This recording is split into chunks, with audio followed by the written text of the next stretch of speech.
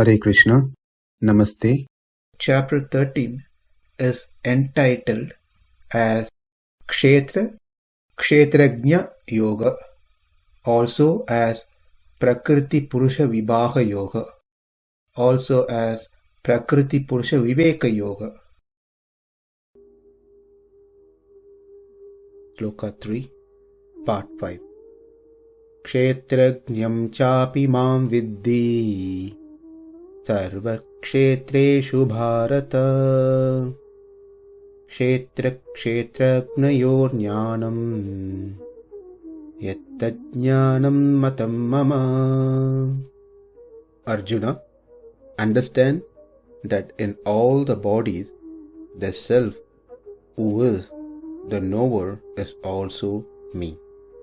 Knowledge is understanding the body and the self. What we have learned so far about Atma, or what is Atma, what is it made of, the uniqueness of Atma, that is, the Atma is different from body, prana, external senses, internal sense, that is mind, and buddhi, the knowledge. They are not one and the same. And the other thing we learnt is Atma is Chetana, Ajada, and Pratyak. What we yet to learn next are Atma is eternal, Atma is Anu, Vyapi, Atmas are many, and Atma is naturally pleasurable. Let's see the first one, that is, Atma is eternal. For us to understand this eternity of Atma, we need to come from a different angle so we can appreciate and understand clearly how Atma is eternal. As per Buddhism, the Atma is nothing but a sequence of momentary, kshanikam, a sequence of knowledge. That means Atma is momentary, kshanika. Let's understand that clearly.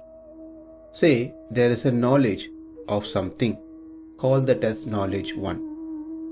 And within a moment, that knowledge 1 produces knowledge 2, transfer the registered knowledge of 1 into knowledge 2, and that knowledge 1 gets destroyed, perishes.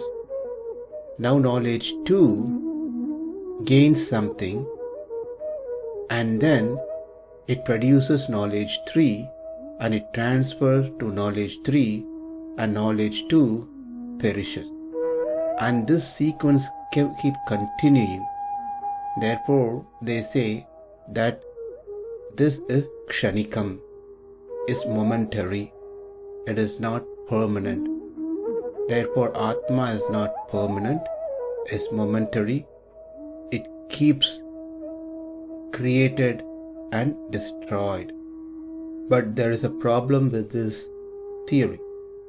If Atma 1 saw something and gained some knowledge of some subject matter, that knowledge has to be transferred to Atma 2, and Atma 1 has to perish.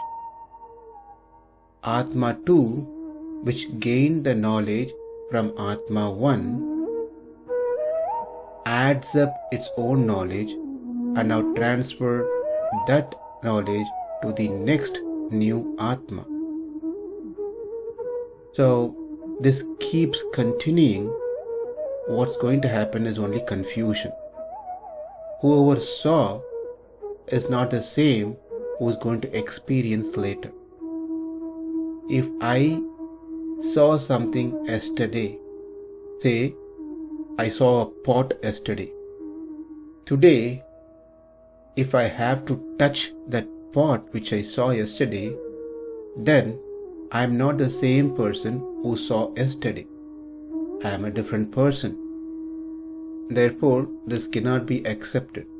Atma doesn't get destroyed each moment. Atma doesn't get created each moment.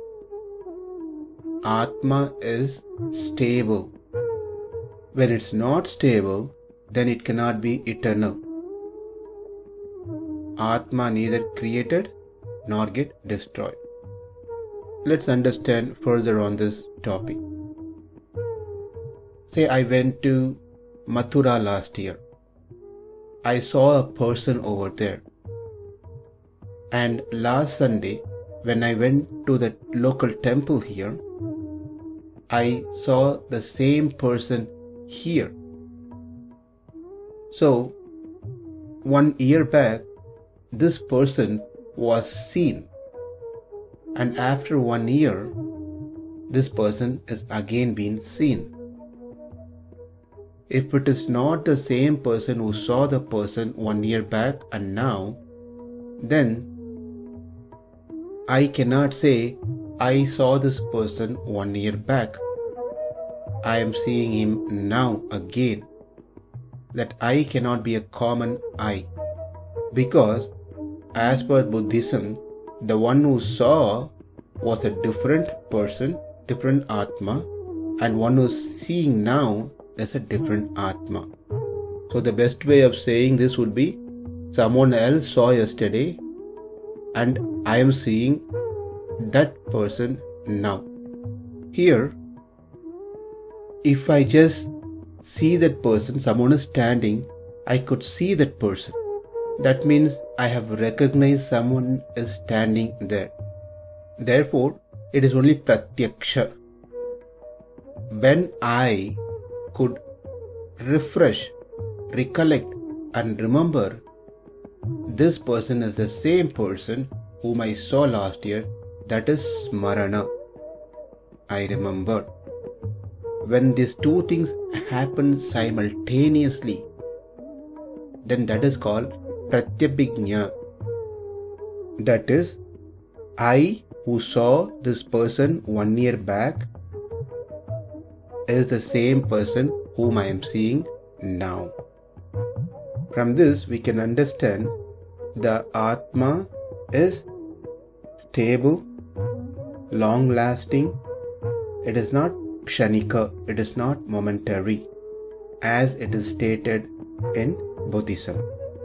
In Brahma Sutra, it is said, Na Atma Shrute Nityatvacha Tabhya, meaning the Atma is not created. So how do you know Atma is not created? We learn that from the Vedas.